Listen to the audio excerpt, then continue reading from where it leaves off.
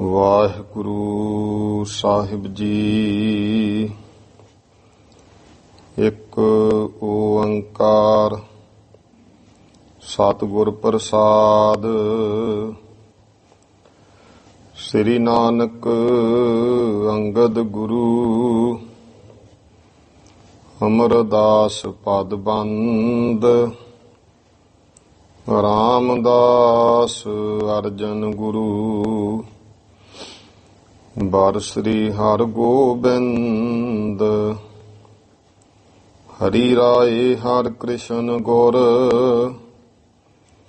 ਤੇਗ ਬਹਾਦਰ ਚੰਦ। ਦਸਵੇਂ ਗੋਬਿੰਦ ਸਿੰਘ ਗੁਰੂ ਨਮੋ ਚਰਨ ਅਰਬਿੰਦ। ਜਿਸਮੈ ਹੈ ਅੰਮ੍ਰਿਤ ਗਿਆਨ ਹੈ ਮਾਣਕ ਭਗਤ ਵੈਰਾਗ। ਸ੍ਰੀ ਗੁਰੂ ਗ੍ਰੰਥ ਸਾਹਿਬ ਉद्धਦ ਬੰਦੋਂ ਕਰ ਅਨੁਰਾਗ। ਸ੍ਰੀ ਗੁਰ ਸ਼ਬਦ ਕਮਾਏ ਜਨ ਜੀਤੇ ਪੰਚ ਵਿਕਾਰ। ਤਿਨ ਸੰਤਨ ਕੋ ਬੰਦਨਾ ਸਿਰ ਚਰਨਨ ਪਰ ਧਾਰ। ਏਕ ਓੰਕਾਰ ਸਤਿਗੁਰੂ ਤਿਹ ਪ੍ਰਸਾਦ ਸਚ ਹੋਏ। ਵਾਹਿਗੁਰੂ ਜੀ ਕੀ ਫਤਿਹ। ਬਿਘਨ ਬਿਨਾਸਨ ਸੋਏ।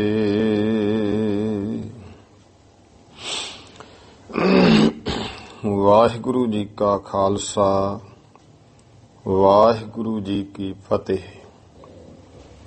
ਗਰੀਬ ਨਵਾਜ ਚਬਰ ਤਖਤ ਦੇ ਮਾਲਕ ਜੁਗੋ ਜੁਗ ਅਟਲ ਦਸਾਂ ਪਾਤਸ਼ਾਹੀਆਂ ਦੀ ਆਤਮਿਕ ਜੋਤ।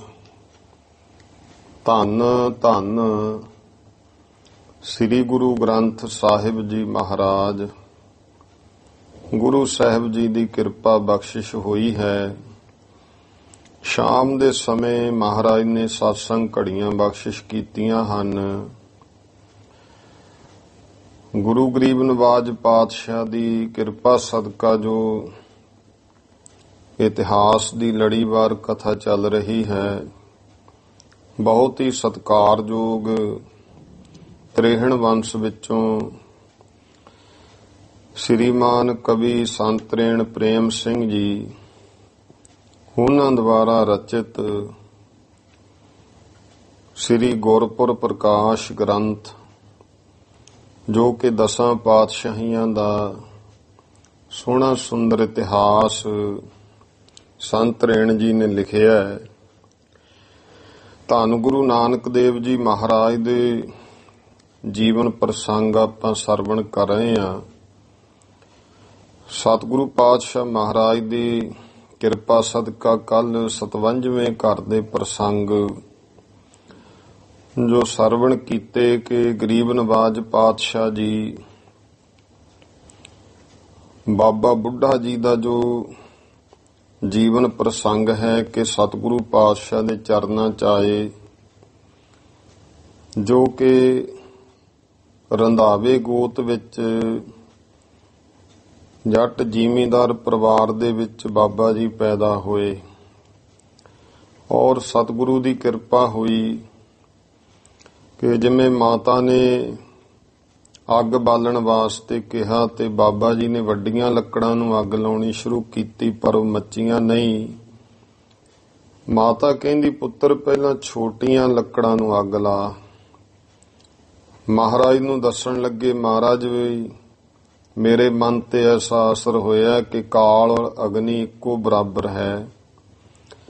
ਫਿਰ ਜੇ ਛੋਟੀਆਂ ਲੱਕੜਾਂ ਨੂੰ ਪਹਿਲਾਂ ਪੈਂਦੀ ਹੈ, ਇਹਦਾ ਕੀ ਭਰੋਸਾ ਹੈ ਕਿ ਜਵਾਨ ਹੋਣਾ ਹੈ ਜਾਂ ਕਿਵੇਂ ਹੈ। ਹੁਣੇ ਤੋਂ ਹੀ ਸਤਸੰਗ ਕਰਨੀ ਚਾਹੀਦੀ ਹੈ। ਮਹਾਰਾਜ ਕਹਿੰਦੇ, ਭਾਈ ਐ ਬੁੱਢਿਆਂ ਵਾਲੀਆਂ ਗੱਲਾਂ ਕਰਦਾ ਹੈ।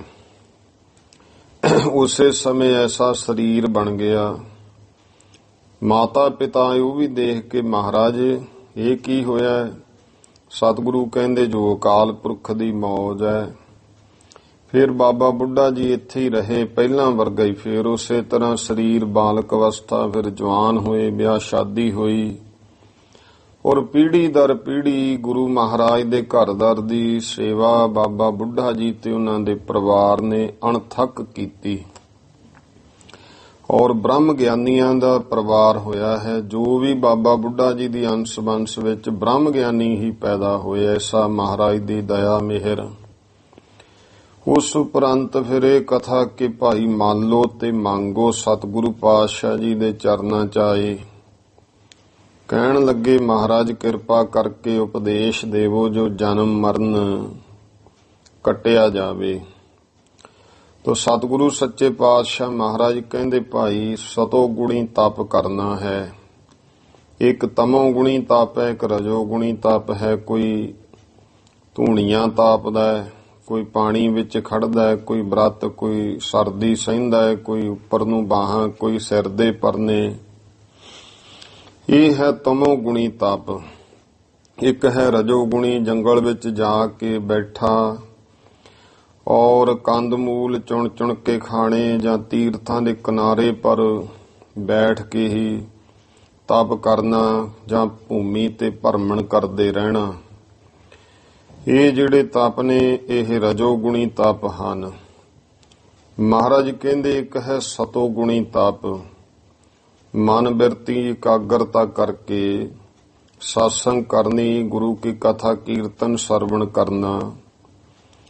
ਇਹ ਜਿਹੜਾ ਹੈ ਸਤੋ ਗੁਣੀ ਤਪ ਹੈ। ਇਹ ਸਤਸੰਗ ਕਰਨਾ, ਇਹਦਾ ਫਲ ਬਹੁਤਾ ਹੈ ਤੇ ਮਸ਼ੱਕਤ ਥੋੜੀ ਹੈ।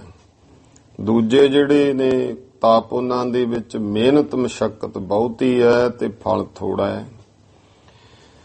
ਇਉਂ ਜਦੋਂ ਸਤਿਗੁਰੂ ਪਾਤਸ਼ਾਹ ਜੀ ਨੇ ਉਪਦੇਸ਼ ਦਿੱਤਾ ਤਾਂ ਫਿਰ ਗੁਰੂ ਮਹਾਰਾਜ ਨੂੰ ਬੇਨਤੀ ਕੀਤੀ ਕਿ ਮਹਾਰਾਜ ਜੀ, ਭਾਈ ਮਾਲੋ ਕਹਿੰਦਾ ਵੀ ਅਸੀਂ ਤਾਂ ਇਹ ਸੁਣਦੇ ਆਉਂਦੇ ਆ ਕਿ ਜਿੰਨਾ ਕੋਈ ਮਿਹਨਤ ਕਰੂ ਉਨਾ ਫਲ ਮਿਲਦਾ ਹੈ। ਮਹਾਰਾਜ ਕਹਿਣ ਲੱਗੇ ਵੀ ਨਹੀਂ, ਫਲ ਦੀ ਜਿਹੜੀ ਹੈ, ਫਿਰ ਮਹਾਰਾਜ ਨੇ ਪ੍ਰਮਾਣ ਦੇ ਕੇ ਸਮਝਾਇਆ ਕਿ ਇੱਕ ਪ੍ਰਾਣੀ ਸਾਰੀ ਦਿਹਾੜੀ ਜੰਗਲ ਵਿੱਚੋਂ ਲੱਕੜਾਂ ਇਕੱਠੀਆਂ ਕਰ ਕਰਕੇ ਲਿਆਉਂਦਾ ਹੈ, ਵੇਚਦਾ ਹੈ, ਉਹਦਾ ਮਸਾਂ ਗੁਜ਼ਾਰਾ ਚੱਲਦਾ ਹੈ। ਇੱਕ ਭਾਈ ਬਾਜ਼ਾਰ ਵਿੱਚੋਂ ਸੌਦਾ ਲੈ ਆਉਂਦਾ ਹੈ, ਸਾਰੀ ਦਿਹਾੜੀ ਕਈ ਕਈ ਦਿਨ ਵੇਚੀ ਜਾਂਦਾ, ਲੂਣ ਤੇਲ ਵਗੈਰਾ ਹੱਟ ਪਾ ਕੇ। ਉਹਨੂੰ ਦੇਖੋ ਉਦੋਂ ਵੱਧ ਫਾਇਦਾ ਹੁੰਦਾ, ਮਿਹਨਤ ਘੱਟ ਹੈ। ਇੱਕ ਉਹ ਨੇ ਜਿਹੜੇ ਰੁਪਈਆਂ ਦਾ ਵਪਾਰ ਕਰਦੇ ਨੇ। ਉਹਨਾਂ ਸਮਿਆਂ ਵਿੱਚ ਸਿੱਕੇ ਹੀ ਹੁੰਦੇ ਸਨ, ਉਹ ਚੁੱਕ ਕੇ ਲੈ ਕੇ ਜਾਣੇ। ਤੇ ਮਹਾਰਾਜ ਕਹਿੰਦੇ ਉਹਨਾਂ ਦਾ ਹੋਰ ਮਸ਼ੱਕਤ ਘਟ ਜਾਂਦੀ ਹੈ, ਲਾਭ ਹੋਰ ਵੱਧ ਜਾਂਦਾ। ਇੱਕ ਭਾਈ ਹੀਰੇ ਜਵਾਹਰਾਤਾਂ ਦਾ ਵਪਾਰ ਕਰਨ ਵਾਲੇ ਆ, ਮੁਕਤਿਆਂ ਦਾ। ਉਹਨਾਂ ਨੂੰ ਹੁਣ ਕੋਈ ਮਸ਼ੱਕਤ ਹੀ ਕੋਈ ਨਹੀਂ, ਕਿਹੜਾ ਉਹ ਭਾਰੇ ਨੇ। ਤੇ ਇਸ ਕਰਕੇ ਜਿਹੜਾ ਲਾਭ ਹੈ ਉਹ ਸਭ ਤੋਂ ਵੱਧ ਹੈ। ਮਹਾਰਾਜ ਕਹਿੰਦੇ ਭਾਈ ਮੰਨ ਲਓ, ਭਾਈ ਮੰਗੋ। ਇਸੇ ਤਰ੍ਹਾਂ ਭਾਈ ਗੁਰਮੁਖੋ ਜਿਹੜੀ ਸਤਸੰਗ ਹੈ, ਕਥਾ ਕੀਰਤਨ ਹੈ, ਵਾਹਿਗੁਰੂ ਜੀ ਦਾ ਨਾਮ ਜਪਣਾ, ਸੇਵਾ ਸਿਮਰਨ, ਇਹ ਮਸ਼ੱਕਤ ਥੋੜੀ ਹੈ ਤੇ ਲਾਭ ਇਸ ਦਾ ਬੇਅੰਤ ਹੈ। ਇਹ ਫਿਰ ਗੁਰੂ ਪਾਤਸ਼ਾਹ ਮਹਾਰਾਜ ਜੀ ਦੇ ਸਿੱਖ ਬਣੇ। ਆਪਾਂ 57ਵੇਂ ਘਰ ਦੇ ਵਿੱਚ ਪ੍ਰਸੰਗ ਸਰਵਣ ਕੀਤੇ। ਉਸ ਉਪਰੰਤ 58ਵੇਂ ਘਰ ਦਾ ਥੋੜਾ ਪ੍ਰਸੰਗ ਆਪਾਂ ਸਰਵਣ ਕੀਤਾ ਹੈ ਕਿ ਕਿਵੇਂ ਹੁਣ ਸੰਤ ਰੇਣ ਪ੍ਰੇਮ ਸਿੰਘ ਜੀ ਕਹਿੰਦੇ ਭਾਈ ਜੋ ਗੁਰੂ ਅੰਗਦ ਦੇ ਮਹਾਰਾਜ ਹੋਏ, ਭਾਈ ਲਹਿਣਾ ਜੀ ਪਹਿਲਾਂ, ਉਹਨਾਂ ਦਾ ਜਿਹੜਾ ਜੀਵਨ ਹੈ, ਕਿਵੇਂ ਸੇਵਾ ਕਰਕੇ ਗੁਰੂ ਅੰਗਦ ਦੇ ਮਹਾਰਾਜ ਬਣੇ, ਉਹ ਕਥਾ ਸਰਵਣ ਕਰੋ। ਕਿ ਸਰਾਏ ਨਾਗਾ ਦੇ ਵਿੱਚ ਬਹੁਤ ਹੀ ਮਨ ਦੇ ਪਵਿੱਤਰ ਬਾਬਾ ਫੇਰੂ ਮੱਲ ਜੀ ਰਹਿੰਦੇ ਨੇ। 63 ਗੋਤ ਹੈ, ਛਤਰੀ ਜਾਤ ਹੈ। ਤੋ ਉਸ ਘਰ ਦੇ ਵਿੱਚ ਭਾਈ ਲਹਿਣਾ ਜੀ ਅਵਤਾਰ ਹੋਇਆ। ਸੰਮਤ 36 ਨਾਨਕ ਸ਼ਾਹੀ, ਏਕਮ ਸੁਦੀ ਵਿਸਾਖ ਸੋਥਾਈ। ਸੋਮਵਾਰ ਅੰਮ੍ਰਿਤ ਕੇ ਵੇਰੇ, ਜਨਮਿਓ ਤਾਤ ਸੋ ਆਨੰਦ ਕਨੇਰੇ। ਮਾਤਾ ਪਿਤਾ ਨੇ ਨਾਮ ਲਹਿਣਾ ਰੱਖਿਆ ਹੈ। ਤੋ ਇਸ ਤਰ੍ਹਾਂ ਗੁਰੂ ਪਾਤਸ਼ਾਹ ਮਹਾਰਾਜ ਦੇ ਵੱਲ ਕਿਵੇਂ ਆਏ। ਗੁਰ ਦਿਸ ਚੱਲਣੀ ਜਾਂਗ ਸੁਹਾਈ, ਗੁਰ ਸ਼ਰਧਾ ਜੋ ਤੇਰਦਾ ਪੁਰਾਈ। ਜਿਨ੍ਹਾਂ ਦਾ ਹਿਰਦਾ ਗੁਰੂ ਚਰਨਾਂ ਵਿੱਚ ਪੂਰਿਆ ਹੋਇਆ ਹੈ। ਜਿਵੇਂ ਭਾਈ ਜਗਤ ਦੇ ਉੱਤੇ ਜਿਸ ਤਰ੍ਹਾਂ ਜਸ ਸ੍ਰੀ ਨਾਨਕ ਗੁਰ ਜਗ ਆਏ। ਗੁਰੂ ਨਾਨਕ ਦੇ ਪਾਤਸ਼ਾਹ ਜੀ ਗੁਰੂ ਰੂਪ ਵਿੱਚ ਜਗਤ ਤੇ ਆਏ। ਤਸ ਸ੍ਰੀ ਲਹਿਣਾ ਸਿੱਖ ਪ੍ਰਗਟਾਏ। ਉਸੇ ਤਰ੍ਹਾਂ ਭਾਈ ਲਹਿਣਾ ਜੀ ਦਾ ਜਿਹੜਾ ਅਵਤਾਰ ਉਹ ਸਿੱਖ ਰੂਪ ਦੇ ਵਿੱਚ ਹੋਇਆ ਹੈ। ਆਓ ਅੱਗੇ ਕਥਾ ਪ੍ਰੇਮ ਔਰ ਸਤਿਕਾਰ ਦੇ ਨਾਲ ਸਰਵਣ ਕਰੀਏ ਜੀ। ਸਤਨਾਮ ਸ੍ਰੀ ਵਾਹਿਗੁਰੂ ਸਾਹਿਬ ਜੀ। ਦੁਤੀਏ ਕਲਾ ਜਨ ਚੰਦ ਸੁਹਾਵਾ। ਤੇ ਇਉਂ ਭਾਈ ਲਹਿਣਾ ਜੀ ਦਾ ਅਵਤਾਰ ਹੁੰਦਾ ਹੈ। ਤੇ ਸੰਤ ਰੇਣ ਕਵੀ ਜੀ ਕਹਿੰਦੇ ਭਾਈ ਜਿਵੇਂ ਦੁਤੀਏ ਕਲਾ ਜਨ ਚੰਦ ਸੁਹਾਵਾ, ਜਿਵੇਂ ਦੂਜ ਦਾ ਚੰਦਰਮਾ ਜਿਹੜਾ ਹੈ ਉਹ ਸ਼ੋਭਦਾ ਹੈ।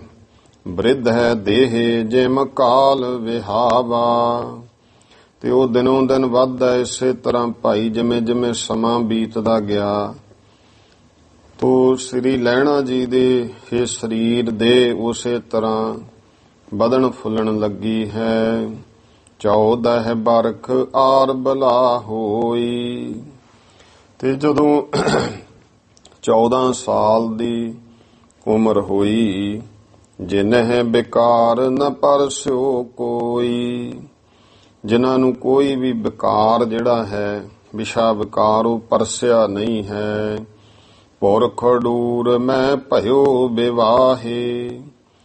ਤੇ ਫਿਰ ਭਾਈ ਖਡੂਰ ਦੇ ਵਿੱਚ ਜਿਹੜਾ ਹੈ ਉਹ ਵਿਵਾਹ ਹੋਇਆ ਭਾਈ ਲਹਿਣਾ ਜੀ ਦਾ। ਦੇਵੀ ਚੰਦ ਖੱਤਰੀ ਜਹ ਆਹੇ। ਤੇ ਜੋ ਇੱਥੇ ਦਾ ਦੇਵੀ ਚੰਦ ਖੱਤਰੀ ਇੱਥੋਂ ਦਾ ਰਹਿਣ ਵਾਲਾ ਸੀ। ਸੁਤਾ ਤਾਹੇ ਕੋ ਖੀਵੀ ਨਾਮ। ਤੋ ਦੇਵੀ ਚੰਦ ਖੱਤਰੀ ਜੀ ਦੀ ਪੁੱਤਰੀ ਹੈ ਸੁਤਾ, ਜਿਸ ਦਾ ਨਾਮ ਹੈ ਖੀਵੀ। ਜਗ ਮਾਤਾ ਭੀ ਸਭ ਸੁਖ ਧਾਮ। ਇਹ ਜਾਣੋ ਵੀ ਇਹ ਜਿਹੜੀ ਮਾਤਾ ਖੀਵੀ ਜਗ ਮਾਤਾ ਹੈ, ਜਗਤ ਮਾਤਾ, ਸਾਰੇ ਸੁੱਖਾਂ ਦਾ ਹੀ ਧਾਮ ਕਹੀਏ ਘਰ ਹੈ। ਵਿਆਹੇ ਭਇਓ ਨਿਜਪੁਰ ਮਹਿ ਗਏ। ਤਿਉਂ ਵਿਆਹ ਹੋਇਆ ਹੈ ਆਪਣੇ ਨਗਰ ਵਿੱਚ ਗਏ ਹਨ। ਸੁਖ ਹੈ ਪੂਰਬਕ ਸਮਾਂ ਬਿਤਏ। ਸੁੱਖਾਂ ਦੇ ਸਹਿਤ ਸਮਾਂ ਬੀਤਣਾ ਸ਼ੁਰੂ ਹੋਇਆ ਹੈ। ਜਬ ਬਾਬਰ ਨ੍ਰਿਪ ਹਿੰਦਹਿ ਆਇਓ। ਤੇ ਜਦੋਂ ਬਾਬਰ ਹਿੰਦੁਸਤਾਨ ਤੇ ਬਾਬਰ ਬਾਦਸ਼ਾਹ ਚੜ੍ਹ ਕੇ ਆਇਆ, ਰਾਜ ਗਰਦ ਭੀ ਦੇਸ ਬਸਾਇਓ। ਤੇ ਰਾਜਗਰਦੀ ਜਿਹੜੀ ਹੈ ਸਾਰੇ ਦੇਸ਼ ਦੇ ਵਿੱਚ ਉਹ ਭਾਈ ਸਾਰੇ ਫੈਲ ਗਈ। ਧਨ ਅਰ ਭੂਮ ਪੁਰਾਤਨ ਬੈਰਾ। ਧਨ ਤੇ ਜਿਹੜੀ ਧਰਤੀ ਹੈ ਪੁਰਾਤਨ ਬੈਰਾ, ਇਹ ਸਾਰਾ ਕੁਝ ਪੁਰਾਤਨ ਪੂਰ ਦਿੱਤਾ। ਛਤਰ ਆਏ ਪੁਰ ਕੀਨ ਮੋਬੈਰਾ। ਤੇ ਦੁਸ਼ਮਣ ਆ ਕਰਕੇ ਇਸ ਧਰਤੀ ਦੇ ਮਾਲਕ ਬਣ ਗਏ। ਸ੍ਰੀ ਲਹਿਣਾ ਤਬ ਤੇ ਤਜ ਗ੍ਰਾਮ। ਤੋ ਸਰਾਏ ਨਾਗਾ ਦੇ ਵਿੱਚ ਵੀ ਹਲਚਲਾਂ ਹੋਈਆਂ।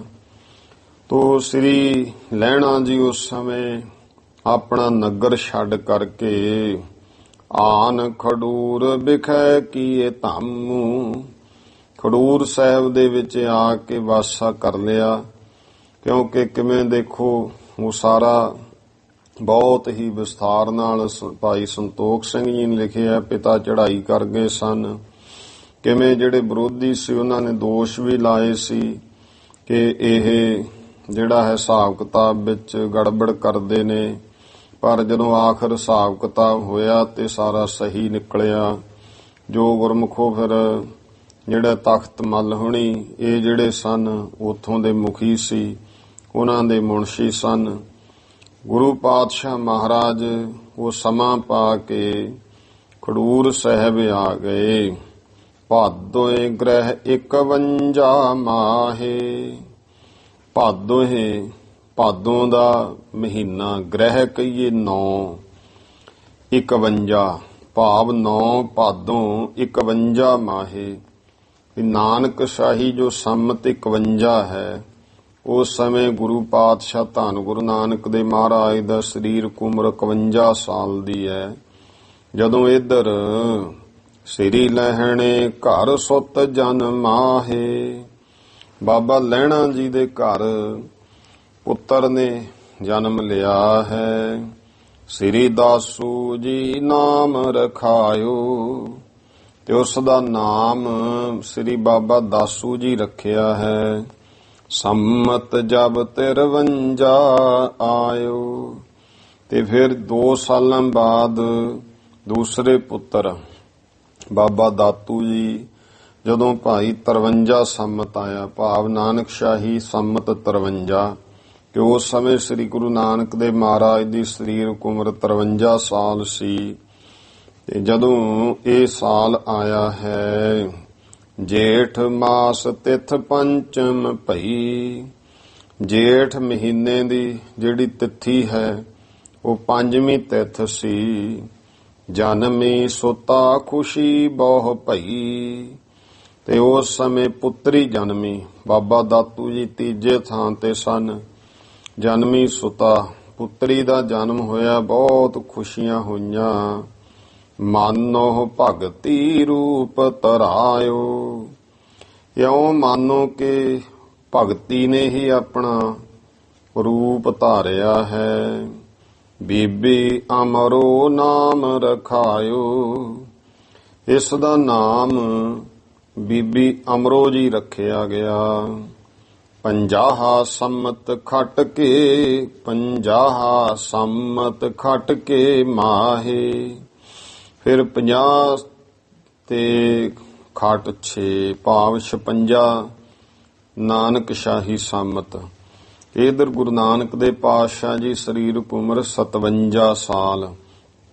ਕਿਉਂਕਿ ਹੁਣ ਜਿਹੜਾ ਹੈ ਇੱਥੇ ਨਾਨਕ ਸ਼ਾਹੀ ਸੰਮਤੀ, ਗੁਰੂ ਨਾਨਕ ਦੇਵ ਜੀ ਪਾਤਸ਼ਾਹ ਮਹਾਰਾਜ ਦਾ ਜਿਹੜਾ ਅਵਤਾਰ ਹੈ ਉਹ ਗੁਰਮੁਖੋ 1526 ਬਿਕਰਮੀ ਸੰਮਤ, ਤੇ 1526 ਦੇ ਵਿੱਚ ਜੇ ਆਪਾਂ ਬਿਕਰਮੀ ਸੰਮਤ ਵੇਖਣਾ, ਉਹਦੇ ਵਿੱਚ ਇਹ ਕਿ ਗੁਰੂ ਪਾਤਸ਼ਾਹ ਮਹਾਰਾਜ ਭਾਈ ਲਹਿਣਾ ਜੀ ਦਾ ਜਦੋਂ ਹੈ, ਕਿਉਂਕਿ ਉਹ 36 ਨਾਨਕ ਸ਼ਾਹੀ ਸੰਮਤ ਸੰਤ ਰੇਣ ਜੀ ਨੇ ਲਿਖਿਆ।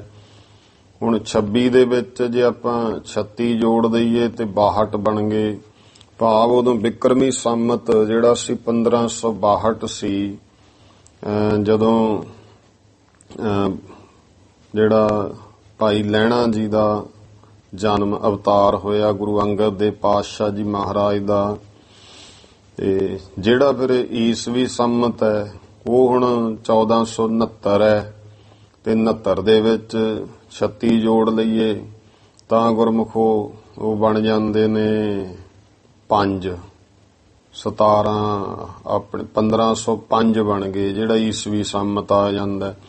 ਕਹਿਣ ਦਾ ਭਾਵ ਹੈ ਵੀ ਜਿਹੜਾ ਆਪਾਂ ਇਹ ਕੋਈ ਵੀ ਹੈ, ਜਦੋਂ ਇਹ ਨਾਨਕ ਸ਼ਾਹੀ ਸੰਮਤ ਆਊਗਾ ਤਾਂ ਇਹ ਇੰਨੇ ਸਾਲਾਂ ਨੂੰ ਬਿਕਰਮੀ ਸੰਮਤ ਦੇ ਵਿੱਚ, ਭਾਵ ਉਹ ਜਿੰਨਾ ਵੀ ਨਾਨਕ ਸ਼ਾਹੀ ਸੰਮਤ ਆਵੇ ਉਹਨੂੰ ਜੇ ਬਿਕਰਮੀ ਸੰਮਤ ਮੁਤਾਬਕ ਵੇਖਣਾ ਤਾਂ 1526 ਦੇ ਵਿੱਚ 19 ਸਾਲ ਜੋੜ ਲੈਣੇ ਹੈ।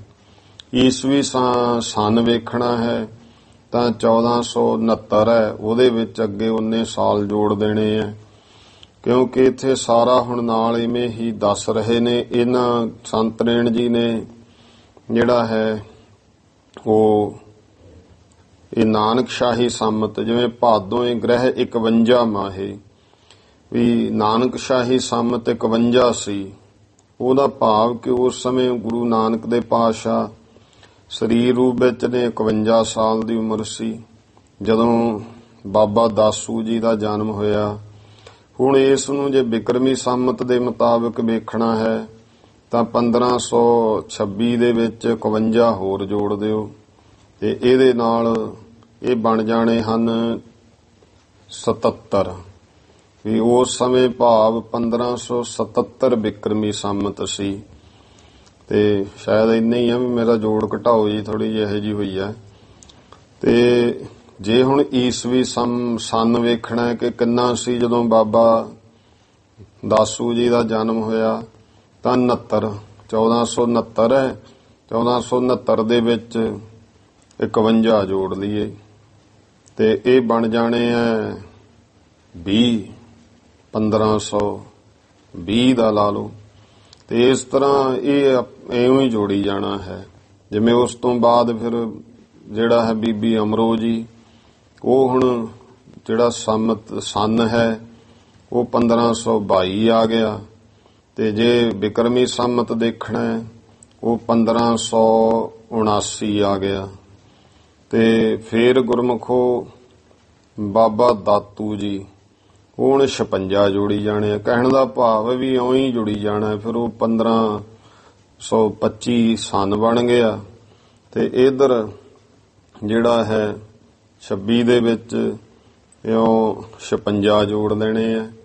ਤੇ ਇਹ ਗੁਰਮੁਖੋ ਜਿਹੜਾ ਹੈ 72 ਬਣ ਜਾਣਾ ਅੱਗੇ। ਇਉਂ ਹੀ ਜਿਹੜਾ ਹੈ 56 82 ਬਣ ਜਾਣਾ। 82 ਜਿਹੜਾ ਸੰਮਤ ਹੈ ਬਿਕਰਮੀ ਹੈ। ਉਹ ਹੁਣ ਜਿਹੜੀ ਗੱਲ ਹੈ, ਚਲੋ ਇਹ ਤਾਂ ਆਪਾਂ ਵਿੱਚ ਜਿਹੜੀ ਹੈ ਉਹ ਨਾਲ ਕਰ ਲਈ ਵੀ ਕਈ ਵਾਰ ਆਪਾਂ ਨੂੰ ਐ ਹੁੰਦਾ ਵੀ ਈਸਵੀ ਸੰਨ ਕਿਹੜਾ ਸੀ, ਬਿਕਰਮੀ ਸੰਨ ਕਿਹੜਾ ਸੀ। ਵਾ ਉਹ ਜਿੰਨਾ ਵੀ ਸੀ ਗੁਰੂ ਨਾਨਕ ਦੇ ਪਾਤਸ਼ਾਹ ਮਹਾਰਾਜ ਜੀ ਦੇ ਅਵਤਾਰ ਵਾਲੇ ਦਿਨ ਤੋਂ ਉਹ ਵਿੱਚ ਸਾਲ ਜੋੜ ਲੈਣੇ ਆ ਉਹਦੇ, ਉਹਨੇ ਜਿੰਨੇ ਸੰਤ ਰੇਣ ਜੀ ਇੱਥੇ ਦਿਆ ਕਰਨਗੇ। ਕਿਉਂਕਿ ਇਹਨਾਂ ਨੇ ਨਾ ਤਾਂ ਈਸਵੀ ਸੰਨ ਤਾਂ ਹੈ ਹੀ ਨਹੀਂ ਸੀ, ਨਾ ਇਹਨਾਂ ਨੇ ਬਿਕਰਮੀ ਸੰਮਤ ਵਰਤਿਆ। ਈਸਵੀ ਦਾ ਚਲੋ ਵਰਤਣਾ ਹੀ ਕੀ ਸੀ। ਇਹਨਾਂ ਨੇ ਫਿਰ ਨਾਨਕਸ਼ਾਹੀ ਸੰਮਤ ਹੀ ਲਿਖਿਆ ਇਹਦੇ ਵਿੱਚ।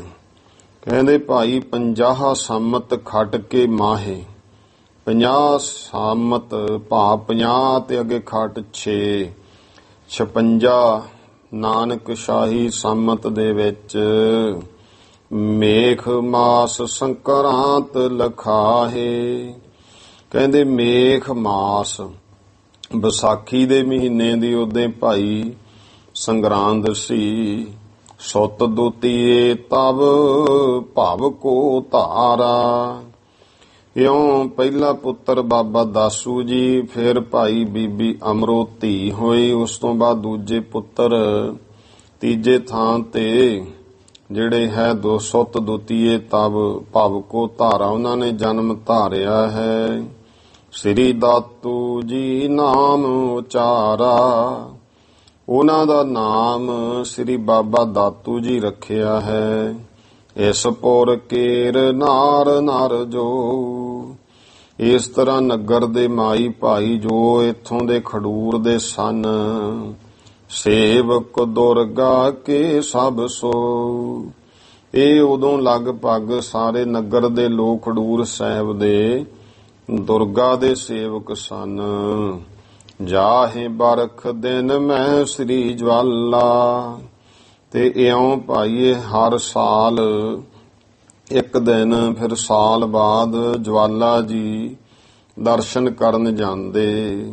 ਪਰਸ ਕਾਂਗੜੋ ਹਰਖ ਵਿਸਾਲਾ। ਤੇ ਕਾਂਗੜੇ ਦੇ ਵਿੱਚ ਜਾ ਕੇ ਦਰਸ਼ਨ ਕਰਦੇ, ਦੇਵੀ ਦੇ ਮੰਦਰ ਦੇ ਬਹੁਤ ਖੁਸ਼ੀਆਂ ਮਾਣਦੇ ਸੀ। ਲਹਿਣਾ ਸਭ ਮਹਿ ਮੁਖ ਹੋਇ ਜਾਈ। ਤੋ ਭਾਈ ਲਹਿਣਾ ਜੀ ਸਾਰਿਆਂ ਦੇ ਵਿੱਚ ਮੁਖੀ ਬਣ ਕੇ ਜਾਂਦੇ ਹਨ। ਇਸ ਵਿਧ ਕਰਕੇ ਨੇਮ ਸਦਾਈ। ਇਸ ਤਰ੍ਹਾਂ ਕਰਕੇ ਹਮੇਸ਼ਾ ਨੇਮ ਦੇ ਨਾਲ ਜੋ ਮੰਗੇ ਸਿੱਖ ਸਤਿਗੁਰ ਕੇਰਾ। ਤੇ ਇਉਂ ਇਸ ਵਿਧ ਕਰਕੇ ਨੇਮ ਸਦਾਈ। ਤੇ ਜੋ ਭਾਈ ਨੇਮ ਦੇ ਨਾਲ ਹਮੇਸ਼ਾ ਇਹ ਆਪਣਾ ਨਿਯਮ ਹਮੇਸ਼ਾ ਲਈ ਇਹਨਾਂ ਨੇ ਬਣਾਇਆ ਹੋਇਆ ਸੀ। ਜੋ ਮੰਗੇ ਸਿੱਖ ਸਤਿਗੁਰ ਕੇਰਾ। ਤੋ ਜੋ ਭਾਈ ਇਉਂ ਸਤਿਗੁਰੂ ਪਾਤਸ਼ਾਹ ਮਹਾਰਾਜ ਜੀ ਦਾ ਇੱਕ ਸਿੱਖ ਤੇ ਮੰਗੇ ਲਿਖਿਆ, ਜਿਹਦਾ ਨਾਮ ਅਸਲ ਵਿੱਚ ਜੋਧ ਸੀ। ਉਹ ਇੱਥੋਂ ਦਾ ਰਹਿ ਖਡੂਰ ਜਿਸ ਪ੍ਰੇਮ ਕਨੇਰਾ। ਖਡੂਰ ਸਾਹਿਬ ਦੇ ਵਿੱਚ ਰਹਿੰਦਾ ਸੀ, ਜਿਹਦਾ ਭਾਈ ਗੁਰੂ ਪਾਤਸ਼ਾਹ ਮਹਾਰਾਜ ਜੀ ਨਾਲ ਬਹੁਤ ਪ੍ਰੇਮ ਸੀ। ਪੜ੍ਹੈ ਸਦੀਵ ਗੁਰੂ ਕੀ ਬਾਣੀ। ਹਮੇਸ਼ਾ ਇਹ ਭਾਈ ਜੋਧ ਵੀ ਖੱਤਰੀ ਪਰਿਵਾਰ ਵਿੱਚੋਂ ਸੀ। ਗੁਰੂ ਸਾਹਿਬ ਦੀ ਬਾਣੀ ਪੜ੍ਹਦਾ ਹੈ। ਸੇਵ ਆਨ ਕੀ ਹਿਰਦੈ ਨ ਆਨੀ। ਗੁਰੂ ਨਾਨਕ ਦੇਵ ਜੀ ਪਾਤਸ਼ਾਹ ਤੋਂ ਬਿਨਾਂ ਹੋਰ ਕਿਸੇ ਦੀ ਸੇਵਾ ਇਹਦੇ ਹਿਰਦੇ ਵਿੱਚ ਨਹੀਂ ਆਉਂਦੀ ਸੀ। ਇੱਕ ਪ੍ਰਭਾਤੈ ਇੱਕ ਮਨ ਹੋਈ। ਇਉਂ ਭਾਈ ਪ੍ਰਭਾਤ ਇਹ ਇੱਕ ਮਨ ਹੋ ਕਰਕੇ ਇੱਕ ਦਿਨ ਸਵੇਰੇ ਅੰਮ੍ਰਿਤ ਵੇਲੇ ਬਾਣੀ ਪੜ੍ਹੈ ਪ੍ਰੇਮ ਯੁਤ ਸੋਈ। ਇਹ ਭਾਈ ਜੋਧ ਪ੍ਰੇਮ ਦੇ ਸਹਿਤ ਗੁਰੂ ਨਾਨਕ ਦੇਵ ਜੀ ਮਹਾਰਾਜ ਦੀ ਬਾਣੀ ਪੜ੍ਹਦਾ ਹੈ। ਨਿਕਟ ਹੋਤੋ ਗ੍ਰਹਿ ਲਹਿਣੇ ਸੁਣ ਜਬ। ਨੇੜੇ ਭਾਈ ਲਹਿਣਾ ਜੀ ਦਾ ਘਰ ਸੀ। ਉਸਨੇ ਜਦੋਂ ਬਾਣੀ ਸੁਣੀ ਹੈ, ਜਾਗਿਓ ਔਰ ਮੈਂ ਪ੍ਰੇਮ ਬਹੁਰ ਤਬ। ਤੇ ਇਸ ਦੇ ਹਿਰਦੇ ਵਿੱਚ ਬਹੁਤ ਹੀ ਪ੍ਰੇਮ ਜਾਗਿਆ ਹੈ। ਨਿਮਰ ਹੋਏ ਬੂਝਿਓ ਪੁਨ ਤਾਂ ਕੋ। ਨਿਮਰਤਾ ਵਿੱਚ ਹੋ ਕੇ ਉਸ ਗੁਰਸਿੱਖ ਨੂੰ ਭਾਈ ਲਹਿਣਾ ਜੀ ਨੇ ਪੁੱਛਿਆ ਹੈ, ਤੁਮ ਜੋ ਪਠੋ ਸ਼ਬਦ ਕਹੋ ਕਾਕੋ। ਕਿ ਵੀ ਤੁਸੀਂ ਗੁਰਮੁਖੋ ਜਿਹੜਾ ਸ਼ਬਦ ਪੜ੍ਹਦੇ ਹੋ ਇਹ ਕਿਸ ਦਾ ਹੈ? ਸਿੱਖ ਕਹਿਓ ਗੁਰ ਨਾਨਕ ਮੇਰਾ। ਉਹ ਭਾਈ ਜੋਧ ਸਿੱਖ ਕਹਿੰਦਾ ਵੀ ਮੇਰੇ ਸ੍ਰੀ ਗੁਰੂ ਨਾਨਕ ਦੇਵ ਸੱਚੇ ਪਾਤਸ਼ਾਹ ਪਠੋ ਸ਼ਬਦ ਤਿਨ ਕੋ ਮੈਂ ਚੇਰਾ। ਉਹਨਾਂ ਦੇ ਸ਼ਬਦ ਪੜ੍ਹਦਾ ਮੈਂ, ਉਹਨਾਂ ਦਾ ਸੇਵਕ ਦਾਸ ਹਾਂ। ਤਬ ਲਹਿਣੇ ਮਨ ਮਾਹੇ ਗਿਨਾਈ। ਤਾਂ ਭਾਈ ਲਹਿਣਾ ਜੀ ਨੂੰ ਇੰਨੀ ਮਨ ਦੀ ਸ਼ਾਂਤੀ ਆਨੰਦ ਆਇਆ ਬਾਣੀ ਸੁਣ ਕੇ, ਤੇ ਉਦੋਂ ਹੀ ਮਨ ਦੇ ਵਿੱਚ ਵਿਚਾਰ ਕਰ ਲਈ, ਗੁਰੂ ਕਰੋ ਮੈਂ ਤਿਨ ਕੋ ਜਾਈ। ਮੈਂ ਵੀ ਉਹਨਾਂ ਨੂੰ ਜਾ ਕੇ ਆਪਣਾ ਗੁਰੂ ਬਣਾਵਾਂ। ਮਿਲਣੇ ਕੀ ਅਭਿਲਾਖਾ ਐਸੇ। ਇਉਂ ਮਿਲਣ ਦੀ ਅੰਦਰ ਅਭਿਲਾਸ਼ਾ ਐਸੇ ਜਾਗੀ। ਮਦ ਕਰ ਖੋਜਤ ਪੁਸ਼ ਕਰ ਜੈਸੇ। ਜਿਵੇਂ ਗੁਰਮੁਖੋ ਮਦ ਕਰ ਮਧੂ ਮੱਖੀਆਂ ਜਿਹੜੀਆਂ ਨੇ ਫੁੱਲਾਂ ਦੀ ਖੋਜ ਕਰਦੀਆਂ ਹਨ। ਜਿਉ ਮ੍ਰਿਗ ਪਿਆਸੋ ਜਲ ਕੋ ਚਾਹੈ। ਜਿਵੇਂ ਪਿਆਸਾ ਮਿਰਗ ਹੈ ਉਹ ਪਾਣੀ ਨੂੰ ਚਾਹੁੰਦਾ ਹੈ, ਖੋਜ ਕਰਦਾ ਹੈ, ਭੱਜਿਆ ਫਿਰਦਾ ਹੈ। ਜਿਉ ਚਾਤ੍ਰਿਕ ਇੱਕ ਬੂੰਦ ਬਿਨਾ ਹੈ।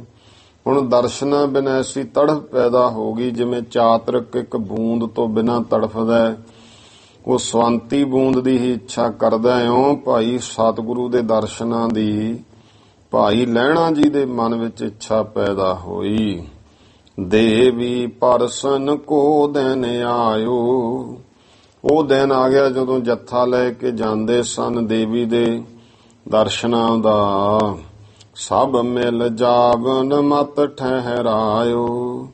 ਸਾਰਿਆਂ ਨੇ ਹੁਣ ਮਿਲ ਕੇ ਇਕੱਠੇ ਹੋ ਕੇ ਜਾਣ ਦਾ ਇਹ ਮਤਾ ਸਲਾਹ ਮਸ਼ਵਰਾ ਪੱਕਾ ਕਰ ਲਿਆ ਹੈ। ਅਦਕ ਭਏ ਨਰ ਲਹਿਣੇ ਸੰਗਾ। ਬਹੁਤ ਲੋਕ ਹੁਣ ਭਾਈ ਲਹਿਣਾ ਜੀ ਦੇ ਨਾਲ ਹੋ ਤੁਰੇ ਹਨ। ਗਮਨੇ ਮਗ ਮਹਿ ਸਹਿਤੂ ਮੰਗਾ। ਰਸਤੇ ਵਿੱਚ ਬਹੁਤ ਉਤਸ਼ਾਹ ਨਾਲ ਚੱਲ ਪਏ ਨੇ। ਕ੍ਰਮ ਕ੍ਰਮ ਸਗਰੋ ਪੰਥ ਸੋ ਛੋਰੀ। ਇਉਂ ਹੌਲੀ ਹੌਲੀ ਸਾਰਾ ਰਸਤਾ ਲੰਘਦੇ ਹੋਏ ਪਹੁੰਚੇ ਪੁਰ ਕਰਤਾਰ ਸੁਠੌਰੀ। ਕਰਤਾਰਪੁਰ ਸਾਹਿਬ ਨੇੜੇ ਪਹੁੰਚ ਗਏ ਹਨ। ਸੁੰਦਰ ਥਲ ਡੇਰਾ ਉਤਰਾਇਓ। ਸੋਹਣਾ ਸੁੰਦਰ ਥਾਂ ਵੇਖ ਕੇ ਡੇਰਾ ਉਤਾਰਿਆ ਹੈ। 300 ਕਹਿਓ ਪੁਰੀ ਹਮ ਜਾਇਓ। ਭਾਈ ਲਹਿਣਾ ਜੀ ਨਾਲ ਦੇ ਸਾਥੀਆਂ ਨੂੰ ਕਹਿੰਦੇ, ਭਾਈ ਅਸੀਂ ਆ ਪੁਰੀ ਨਗਰ ਵਿੱਚ ਜਾ ਕੇ ਆਉਣਾ ਹੈ। ਅਸ ਕਹਿ ਗ੍ਰਾਮ ਸਮੂਹੇ ਗਵਨੰ। ਇਸ ਤਰ੍ਹਾਂ ਕਹਿ ਕੇ ਸਾਹਮਣੇ ਜੋ ਨਗਰ ਹੈ ਸ੍ਰੀ ਕਰਤਾਰਪੁਰ ਸਾਹਿਬ ਉਸ ਵੱਲ ਚੱਲ ਪਏ। ਮਨ ਮਹਿ ਗੁਨੀ ਗੁਰੂ ਗੁਣ ਭਵਨੰ। ਮਨ ਦੇ ਵਿੱਚ ਇਹ ਵਿਚਾਰਦੇ ਹਨ, ਜਾਣਦੇ ਨੇ ਕਿ ਗੁਰੂ ਨਾਨਕ ਦੇ ਪਾਤਸ਼ਾਹ ਜੀ ਜੋ ਗੁਣਾਂ ਦਾ ਘਰ ਹਨ। ਸੇਵਕ ਹਮਰਾ ਆਵਤ ਸੋਈ। ਉਧਰ ਭਾਈ ਗੁਣਾਂ ਦੇ ਘਰ ਸ੍ਰੀ ਗੁਰੂ ਨਾਨਕ ਦੇਵ ਮਹਾਰਾਜ ਨੇ ਵੀ ਜਾਣ ਲਿਆ। ਮਨ ਮਹਿ ਗੁਣੀ ਗੁਰੂ ਗੁਣ ਭਵਨੰ। ਗੁਣਾਂ ਦੇ ਘਰ ਸਤਿਗੁਰਾਂ ਨੇ ਮਨ 'ਚ ਜਾਣ ਲਿਆ। ਸੇਵਕ ਹਮਰਾ ਆਵਤ ਸੋਈ, ਕਿ ਸਾਡਾ ਉਹ ਸੇਵਕ ਆ ਰਿਹਾ ਹੈ। ਨਿਜ ਥਲ ਹਮ ਬੈਠਾਵਹਿ ਜੋਈ। ਜਿਸ ਨੂੰ ਅਸੀਂ ਆਪਣੀ ਜਗ੍ਹਾ ਤੇ ਬਿਠਾਉਣਾ ਹੈ। ਹੁਣ ਆਪਾਂ ਜਦੋਂ ਇਤਿਹਾਸ ਪੜ੍ਹਦੇ ਹਾਂ, ਪਹਿਲੇ ਦਿਨ ਜਦੋਂ ਗੁਰੂ ਅੰਗਦ ਦੇ ਪਾਤਸ਼ਾਹ ਜੀ ਭਾਈ ਲਹਿਣਾ ਜੀ ਦੇ ਰੂਪ ਵਿੱਚ ਗਏ, ਘੋੜੀ ਤੇ ਸਵਾਰ ਨੇ ਮਹਾਰਾਜ ਘੋੜੀ ਦੀਆਂ ਵਾਂਗਾਂ ਫੜ ਕੇ ਤੁਰ ਕੇ ਲੈ ਕੇ ਗਏ ਤੇ ਕਿਹਾ, ਪੁਰਖਾ ਉੱਥੇ ਘੋੜੀ ਬੰਨ੍ਹਦੇ, ਉਧਰ ਬੈਠੇ ਨੇ ਨਾਨਕ ਨਿਰੰਕਾਰੀ, ਉਹਨਾਂ ਦੇ ਦਰਸ਼ਨ ਕਰ ਲਈ। ਤੇ ਜਦੋਂ ਗੁਰਮੁਖੋ ਭਾਈ ਲਹਿਣਾ ਜੀ ਨੇ ਦਰਸ਼ਨ ਕੀਤੇ ਤੇ ਅੱਖਾਂ ਵਿੱਚੋਂ ਅਥਰੂ ਵਗ ਪਏ। ਕਹਿੰਦੇ, ਮਹਾਰਾਜ ਵੀ ਮੈਂ ਤਾਂ ਆਇਆ ਸੀ ਤੁਹਾਡੇ ਕੋਲੇ ਗੁਰੂ ਤੁਹਾਨੂੰ ਧਾਰਨ ਵਾਸਤੇ, ਤੁਹਾਡਾ ਸ਼ਿਸ਼ ਬਣਨ ਲਈ। ਮੇਰੇ ਤੋਂ ਤਾਂ ਪਾਪ ਹੋ ਗਿਆ, ਮੈਨੂੰ ਪਤਾ ਹੀ ਨਹੀਂ ਸੀ ਕਿ ਤੁਸੀਂ ਹੋ। ਤੁਸੀਂ ਮਹਾਰਾਜ ਤੁਰ ਕੇ ਆਏ, ਮੈਂ ਘੋੜੀ ਤੇ ਚੜ੍ਹ ਕੇ ਆਇਆ। ਉਦਾਂ ਹੀ ਇਤਿਹਾਸ ਆਪਾਂ ਸਾਰੇ ਹੀ ਇਹ ਸੁਣਦੇ ਪੜ੍ਹਦੇ ਹਾਂ। ਮਹਾਰਾਜ ਨੇ ਬਚਨ ਕੀਤਾ ਸੀ, ਗੁਰਪੁਰਖਾ ਭਰਮ ਨਾ ਕਰ। ਨਾਮ ਕੀ ਹੈ? ਕਹਿੰਦਾ ਜੀ ਲਹਿਣਾ। ਕਹਿੰਦੇ ਜਿਨ੍ਹਾਂ ਨੇ ਲੈਣਾ ਹੁੰਦਾ ਉਹ ਘੋੜੀਆਂ ਤੇ ਚੜ੍ਹ ਕੇ ਆਉਂਦੇ ਆ, ਅਸੀਂ ਦੇਣਾ ਹੈ ਤੁਹਾਨੂੰ। ਤੇ ਉਹ ਦੇਣਦਾਰ ਜਿਹੜੇ ਨੇ ਉਹ ਮੂਹਰੇ ਤੁਰਦੇ ਹੁੰਦੇ ਆ। ਤੇ ਉਸੇ ਦਿਨ ਹੀ ਭਾਵ ਗੁਰਤਾ ਗੱਦੀ ਦਾ ਸੰਕੇਤ ਤਾਂ ਮਹਾਰਾਜ ਨੇ ਉਦਾਂ ਹੀ ਦੇਤਾ। ਇਹਦਾ ਭਾਵ ਕੀ ਹੈ? ਹੁਣ ਆਪਾਂ ਆਮ ਪੜ੍ਹਦੇ ਵੀ ਆਪ ਸੇਵਾ ਕੀਤੀ, ਉਹ ਜੀ ਮਹਾਰਾਜ ਦਾ ਜਿਹੜਾ ਬਚਨ ਮੰਨਿਆ, ਉਹ ਤਾਂ ਗੁਰਮੁਖੋ ਦੁਨੀਆ ਨੂੰ ਦੱਸਣ ਵਾਸਤੇ ਹੈ ਕਿ ਇਉਂ ਜਿਹੜਾ ਬਚਨ ਮੰਨੂ ਉਹਦੇ ਤੇ ਕਿਰਪਾ ਹੁੰਦੀ ਹੈ। ਪਰ ਇਹ ਜਿਹੜੀ ਗੁਰਤਾ ਗੱਦੀ ਹੈ, ਇਹ ਸਿਰਫ ਇੰਨੀਆਂ ਗੱਲਾਂ ਨਾਲ ਹੀ ਨਹੀਂ ਮਿਲ ਗਈ ਕਿ ਕਿੱਕਰ ਹਲਾਤੀ, ਮਠਿਆਈਆਂ ਡਿੱਗ ਪਈਆਂ, ਜਾਂ ਮਰੀ ਹੋਈ ਚੂਹੀ ਸਿੱਟਤੀ, ਜਾਂ ਨਾਲੇ ਚੋਂ ਲੋਟਾ ਕੱਢਤਾ। ਇਉਂ ਤਾਂ ਫਿਰ ਹੋਰ ਬਹੁਤ ਸੇਵਾਦਾਰ ਹੈ। ਇਹ ਤਾਂ ਧੁਰੋਂ ਬਖਸ਼ਿਸ਼ ਹੈ। ਇਹ ਇਕੱਲਾ ਇੰਨਾ ਕੁ ਨਹੀਂ ਹੁੰਦਾ, ਇੰਨੀ ਕੁ ਗੱਲ ਨਾਲ ਇਹ ਤਾਂ ਠੀਕ ਹੈ, ਉਹ ਵੀ ਮਹਾਨ ਸੇਵਾ ਹੈ। ਪਰ ਜਿਹੜੀ ਗੁਰਤਾ ਗੱਦੀ ਹੈ ਨਾ, ਸੇਵਾ ਨਾਲ ਗੁਰੂ ਦੀਆਂ ਬਖਸ਼ਿਸ਼ਾਂ ਮਿਲ ਜਾਂਦੀਆਂ, ਹੋਰ ਜਿਹੜਾ ਭੋਗ ਮੋਖ ਮਿਲ ਜਾਂਦਾ। ਸੇਵਾ ਕਰੀਏ ਮੁਕਤੀ ਮਿਲ ਗਈ। ਲੇਕਿਨ ਜਿਹੜੀ ਗੁਰਤਾ ਕਰਦੀ ਹੈ, ਨਿਰੰਕਾਰੀ ਜੋਤ ਹੈ, ਇਹ ਤਾਂ ਧੁਰੋਂ ਹੀ ਪਹਿਲਾਂ ਹੀ ਨਿਸ਼ਚਿਤ ਹੈ। ਤੋ ਸਤਿਗੁਰੂ ਪਾਤਸ਼ਾਹ ਮਹਾਰਾਜ ਨੇ ਪਹਿਲਾਂ ਹੀ ਜਾਣ ਲਿਆ ਕਿ ਜੋ ਸਾਡੀ ਜਗ੍ਹਾ ਦੇ ਉੱਤੇ ਜਿਸ ਨੂੰ ਅਸੀਂ ਬਿਠਾਉਣਾ ਹੈ, ਉਹ ਸਾਡਾ ਸੇਵਕ ਆ ਰਿਹਾ ਹੈ। ਨਿਜ ਆਸਨ ਤਜ ਕਰ ਤਬ ਆਏ। ਆਪਣਾ ਆਸਣ ਛੱਡ ਕੇ ਸਤਿਗੁਰੂ ਜੀ ਅੱਗੇ ਆ ਗਏ। ਵਹਿਰ ਗ੍ਰਾਮ ਠਾਡੇ ਇੱਕ ਠਾਏ। ਨਗਰ ਤੋਂ ਬਾਹਰ ਇੱਕ ਜਗ੍ਹਾ ਤੇ ਮਹਾਰਾਜ ਖੜ ਗਏ। ਮਿਲੇ ਸਰਬ ਨਰ ਤੇ ਹੋਏ ਨਿਆਰੇ। ਇਉਂ ਲੋਕ ਸਾਰੇ ਮਿਲੇ, ਪਾਤਸ਼ਾਹ ਜੀ ਵੱਖਰੇ ਹੋ ਗਏ। ਸ੍ਰੀ ਨਾਨਕ ਲਹਿਣੇ ਨਿਜ ਪਿਆਰੇ। ਜੋ ਸ੍ਰੀ ਗੁਰੂ ਨਾਨਕ ਦੇਵ ਪਾਤਸ਼ਾਹ ਮਹਾਰਾਜ ਲਹਿਣੇ ਨਿਜ ਪਿਆਰੇ, ਜੋ ਆਪਣੇ ਭਾਈ ਲਹਿਣੇ ਆਪਣੇ ਪਿਆਰੇ ਨੂੰ ਮਿਲਣ ਦੇ ਵਾਸਤੇ ਦੋਹਰਾ ਅਵਲੋਕਤ ਲਹਿਣਾ ਪੁੱਛੈ।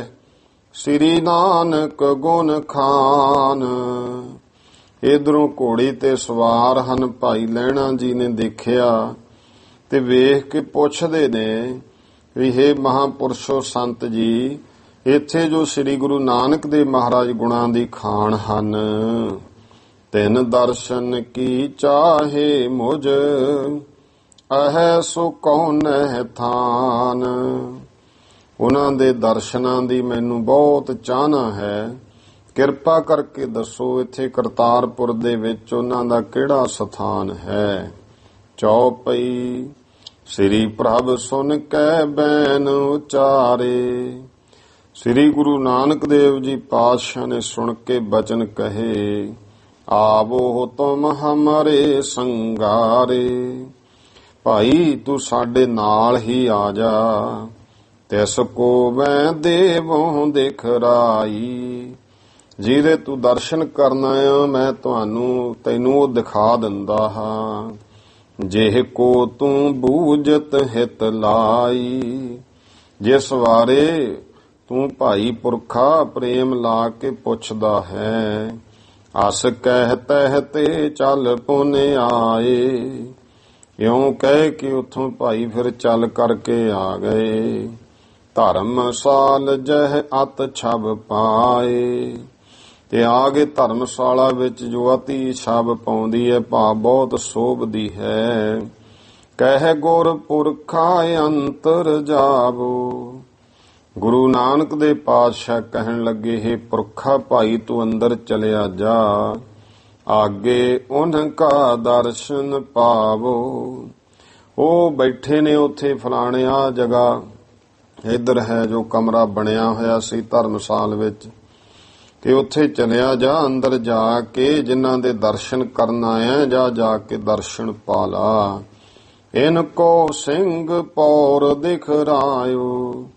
ਤੇ ਉਹ ਜਿਹੜਾ ਸਿੰਘ ਪੌਰ, ਮੁੱਖ ਜਿਹੜਾ ਦਰਵਾਜ਼ਾ ਹੁੰਦਾ ਹੈ ਨਾ, ਉਹਨੂੰ ਸਿੰਘ ਪੌਰ ਕਹਿੰਦੇ, ਉਹ ਦਿਖਾ ਦਿੱਤਾ।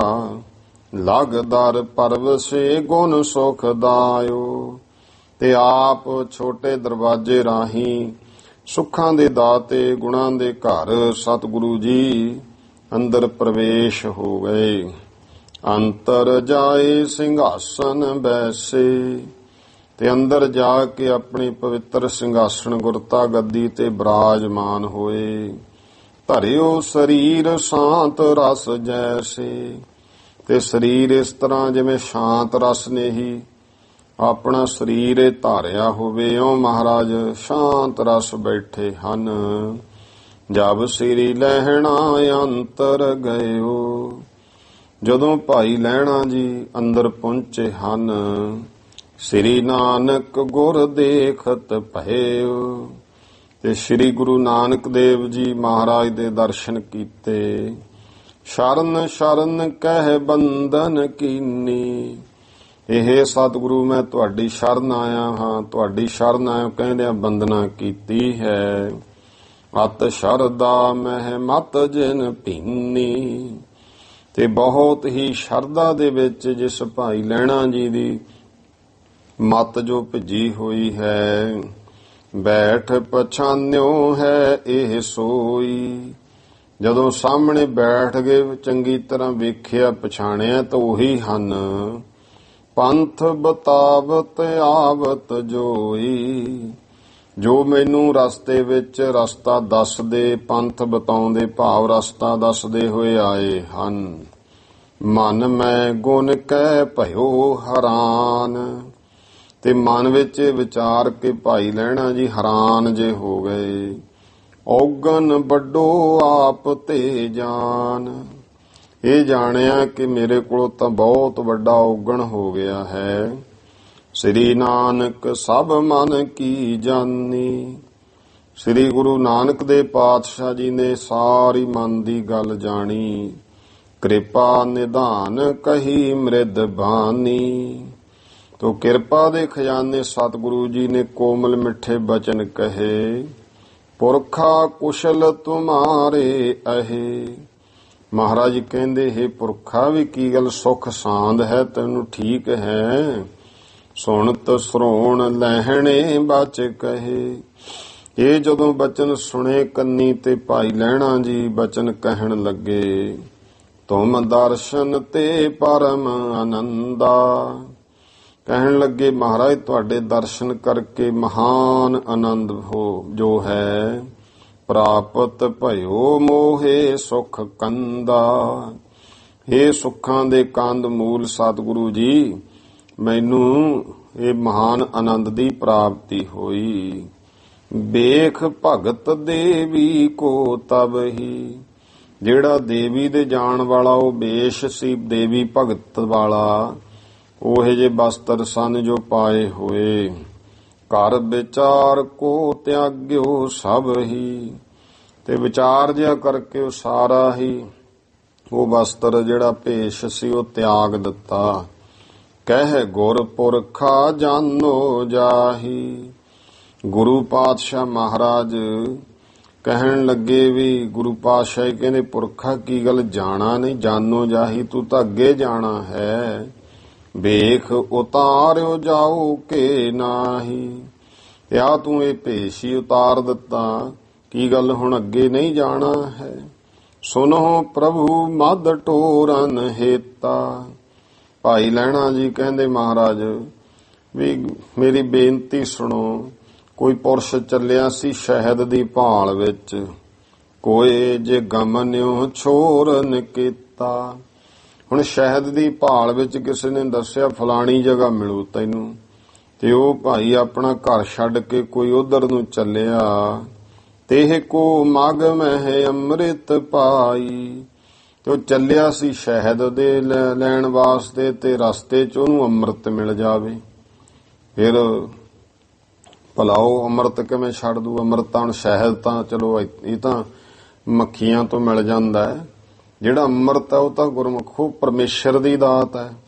ਕੋਈ ਚੱਲਿਆ ਹੈ ਉਹ ਸ਼ਹਿਰ ਵੱਲ ਕਿ ਮੈਂ ਸ਼ਹਿਦ ਲੈ ਕੇ ਆਉਣਾ, ਤੇ ਰਾਹ 'ਚ ਹੀ ਉਹਨੂੰ ਕਹਿਤਾ ਵੀ ਅੰਮ੍ਰਿਤ ਕੁੰਡ ਹੈ ਇੱਥੇ ਦੇ, ਤੇ ਫਿਰ ਕੋਈ ਮੂਰਖ ਹੀ ਹੋਊ ਜਿਹੜਾ ਅੰਮ੍ਰਿਤ ਕੁੰਡ ਨੂੰ ਛੱਡ ਕੇ ਪਰੇ ਜਾਊ। ਇਸ ਕਰਕੇ ਕਹਿਣ ਲੱਗਿਆ ਮਹਾਰਾਜ ਸ਼ਹਿਦ ਲੈਣ ਵਾਸਤੇ ਘਰੋਂ ਚੱਲਿਆ, ਤੇ ਇਹ ਕੋ ਮਗ ਮੈਂ ਅੰਮ੍ਰਿਤ ਪਾਈ, ਉਹਨੂੰ ਰਸਤੇ ਵਿੱਚ ਅੰਮ੍ਰਿਤ ਪ੍ਰਾਪਤ ਹੋ ਜੇ। ਸੋ ਨਰ ਕਿਉਂ ਮਦ ਟੋਰਨ ਜਾਈ। ਫਿਰ ਉਹ ਜਿਹੜਾ ਪ੍ਰਾਣੀ ਹੈ ਉਹ ਭਲਾ ਦੱਸੋ ਕਿ ਸ਼ਹਿਦ ਕਿਉਂ ਭਾਲਣ ਜਾਵੇਗਾ। ਮੁਸਕਤ ਬੂਝਿਓ ਪ੍ਰਭੂ ਬਹੋਰੀ। ਤਾਂ ਖੁਸ਼ ਹੋ ਕੇ ਗੁਰੂ ਪਾਤਸ਼ਾਹ ਮਹਾਰਾਜ ਨੇ ਫਿਰ ਪੁੱਛਿਆ, ਪੁਰਖਾ ਸਦਨ ਅਹੈ ਕਿਸ ਠੌਰੀ। ਮਹਾਰਾਜ ਕਹਿੰਦੇ ਹੈ ਪੁਰਖਾ ਭਾਈ ਤੇਰੇ ਜਿਹੜਾ ਘਰ ਹੈ ਉਹ ਕਿਸ ਜਗ੍ਹਾ ਹੈ। ਕੌਣ ਨਾਮ ਨਿਜ ਦੇਹੁ ਬਤਾਈ। ਇਹ ਵੀ ਦੱਸ ਤੇਰਾ ਨਾਮ ਕੀ ਹੈ। ਸੁਨ ਬੋਲਿਓ ਲਹਿਣਾ ਸੁਖ ਪਾਈ। ਇਹ ਸੁਣ ਕੇ ਭਾਈ ਲਹਿਣਾ ਜੀ ਕਹਿਣ ਲੱਗੇ ਸੁਖ ਪਾ ਕਰਕੇ, ਹੇ ਸਤਿਗੁਰ ਤੁਮ ਬਖਸ਼ਣ ਹਾਰੇ। ਕਹਿੰਦੇ ਹੇ ਸਤਿਗੁਰੂ ਜੀ ਤੁਸੀਂ ਬਖਸ਼ਣ ਹਾਰੇ ਹੋ। ਗ੍ਰਾਮ ਖਡੂਰ ਨਕੇਤ ਹਮਾਰੇ।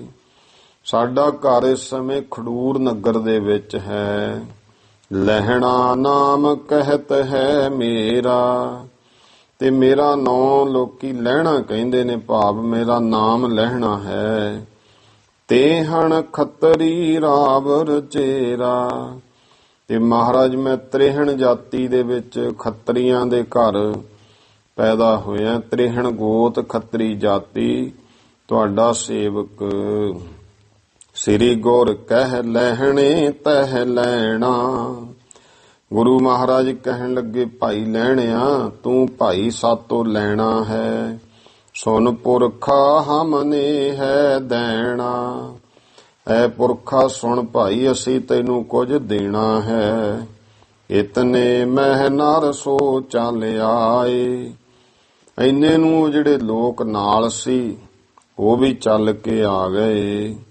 ਦੁਰਗਾ ਦਰਸ ਜਿਨੋ ਮਨ ਚਾਏ। ਜਿਨ੍ਹਾਂ ਦੇ ਮਨ ਵਿੱਚ ਇਹ ਚਾਅ ਸੀ ਅਸੀਂ ਦੁਰਗਾ ਦੇ ਦਰਸ਼ਨ ਕਰਨ ਚੱਲੇ ਹਾਂ। ਦੇਖਿਓ ਲਹਿਣਾ ਰੰਗ ਰੰਗਾਇਓ। ਤੇ ਜਦੋਂ ਆ ਕੇ ਵੇਖਿਆ ਭਾਈ ਲਹਿਣਾ ਜੀ ਤਾਂ ਉਸ ਰੰਗ ਵਿੱਚ ਰੰਗੇ ਪਏ ਹਨ। ਔਰ ਹੋਤੋ ਅਬ ਔਰ ਸੁਥਾਇਓ। ਪਹਿਲਾਂ ਹੋਰ ਤਰ੍ਹਾਂ ਦੇ ਸੀ ਹੁਣ ਤੇ ਹੋਰ ਹੋ ਗਏ ਹਨ। ਸਭ ਹਨ ਅੱਟੇ ਗਰ ਤੇ ਲਾਹੇ। ਤਾਂ ਫਿਰ ਸਾਰਿਆਂ ਨੇ ਜਦੋਂ ਰੰਗ ਐਸਾ ਮਹਾਰਾਜ ਦੇ ਦਰਸ਼ਨਾਂ ਦਾ ਪ੍ਰਭਾਵ ਪਿਆ, ਜਿਹੜੇ ਗਲ ਦੇ ਵਿੱਚ ਵੱਟੇ ਜਿਵੇਂ ਆਪਾਂ ਪਰਨਾ ਪਾ ਲੈਨੇ ਆ ਉਹ ਪਾਏ ਹੋਏ ਸੀ, ਸਾਰਿਆਂ ਨੇ ਲਾ ਦਿੱਤੇ। ਚਰਨ ਪਰੇ ਸਤਿਗੁਰ ਤਬ ਤਾਹੇ। ਤੇ ਧਾਵਾ ਕਰਕੇ ਭਾਵ ਇੱਕਦਮ ਸਾਰੇ ਗੁਰੂ ਸਾਹਿਬ ਦੇ ਚਰਨਾਂ ਤੇ ਪੈ ਗਏ। ਕਹਿ ਕੇ ਪ੍ਰਭ ਜੀ ਸਿੱਖ ਬਨਾਵੋ। ਕਹਿਣ ਲੱਗੇ ਸਤਿਗੁਰੂ ਜੀ ਕਿਰਪਾ ਕਰਕੇ ਸਾਨੂੰ ਵੀ ਸਿੱਖ ਬਣਾ ਲਓ। ਨਿਜ ਸਿੱਖਿਆ ਦੇ ਮੁਕਤ ਕਰਾਵੋ। ਆਪਣੀ ਸਿੱਖਿਆ ਦੇ ਕੇ ਮਹਾਰਾਜ ਕਿਰਪਾ ਕਰੋ ਮੁਕਤ ਕਰ ਦਿਓ। ਪਿਖ ਸ਼ਰਧਾ ਸ੍ਰੀ ਗੁਰ ਤਿਨ ਕੇਰੀ। ਗੁਰੂ ਸਾਹਿਬ ਜੀ ਉਹਨਾਂ ਦੀ ਸ਼ਰਧਾ ਵੇਖ ਕਰਕੇ ਪਾਹੁਲ ਚਰਨ ਦੀਨ ਤਿਸ ਬੇਰੀ। ਉਹਨਾਂ ਨੂੰ ਭਾਈ ਉਸੇ ਸਮੇਂ ਮਹਾਰਾਜ ਨੇ ਚਰਨਾਂ ਦੀ ਪਹੁਲ ਬਖਸ਼ੀ ਹੈ। ਕੇਤਕ ਦਿਵਸ ਰਹਿ ਸਤ ਗੁਰ ਪਾਸ। ਫਿਰ ਕੁਝ ਕੁ ਦਿਨ ਉਹ ਲੋਕ ਸਤਿਗੁਰੂ ਪਾਤਸ਼ਾਹ ਜੀ ਦੇ ਕੋਲ ਕਰਤਾਰਪੁਰ ਸਾਹਿਬ ਰਹਿ ਕੇ ਵਿਦਾ ਹੋਏ। ਕੀਨਸ ਅਰਦਾਸ। ਇਉਂ ਅਰਦਾਸ ਬੇਨਤੀ ਕਰਕੇ ਫਿਰ ਮਹਾਰਾਜ ਕੋਲੋਂ ਵਿਦਾ ਹੋ ਕੇ ਆਪਣੇ ਘਰ ਨੂੰ ਚਲੇ ਗਏ। ਸ੍ਰੀ ਲਹਿਣਾ ਗੁਰ ਰਹੇ ਹਦੂਰੇ। ਸ੍ਰੀ ਲਹਿਣਾ ਜੀ ਗੁਰੂ ਸਾਹਿਬ ਦੀ ਹਜ਼ੂਰੀ ਵਿੱਚ ਰਹੇ।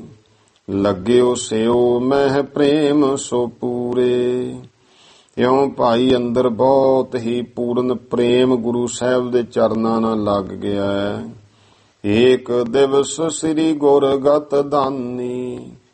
ਇੱਕ ਦਿਨ ਸ੍ਰੀ ਗੁਰੂ ਨਾਨਕ ਦੇ ਮਹਾਰਾਜ ਮੁਕਤੀ ਦੇ ਦਾਤੇ ਚਾਵਰ ਖੇਤ ਗਏ ਜਹ ਥਾਨੀ। ਚਾਵਲਾਂ ਦਾ ਚੌਲਾਂ ਦਾ ਖੇਤ ਚੌਲ ਬੀਜੇ ਸੀ ਜਿੱਥੇ ਉੱਥੇ ਪਹੁੰਚੇ ਹਨ। ਸਭ ਸੇਵਕ ਤਹਿ ਕ੍ਰਿਤ ਕੋ ਕਰਹੀ।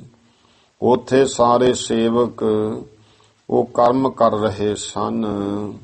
ਧਾਨ ਬਿਖੈ ਤੇ ਤ੍ਰਿਣਨ ਨਿਕਰਹੀ। ਉਹ ਭਾਈ ਚੌਲਾਂ ਦੇ ਵਿੱਚੋਂ ਨਦੀਨ ਜਿਹੜਾ ਹੈ ਉਹ ਕੱਢ ਰਹੇ ਸੀ। ਸ੍ਰੀ ਲਹਿਣਾ ਗੁਰ ਸੋ ਕਹਿ ਬੈਨਾ। ਤੋ ਬਾਬਾ ਲਹਿਣਾ ਜੀ ਸਤਿਗੁਰੂ ਪਾਤਸ਼ਾਹ ਮਹਾਰਾਜ ਨੂੰ ਬੇਨਤੀ ਕਹਿਣ ਲੱਗੇ। ਇੱਕ ਰੰਬੀ ਮੁਝ ਦੇਹੋ ਗੁਣ ਐਨਾ। ਹੇ ਗੁਣਾਂ ਦੇ ਘਰ ਸਤਿਗੁਰੂ ਜੀ ਮੈਨੂੰ ਵੀ ਇੱਕ ਰੰਬੀ ਦੇਵੋ। ਅਸ ਕਹਿ ਲਾਗਿਓ ਕੱਢਣ ਨਿਦਾਈ। ਇਸ ਤਰ੍ਹਾਂ ਕਹਿ ਕੇ ਉਹ ਨਦੀਨ ਨੂੰ ਭਾਈ ਲਹਿਣਾ ਜੀ ਕੱਢਣ ਲੱਗ ਪਏ। ਇੱਕ ਘਟ ਕਾ ਲਗ ਗੰਠ ਬੰਧਾਈ।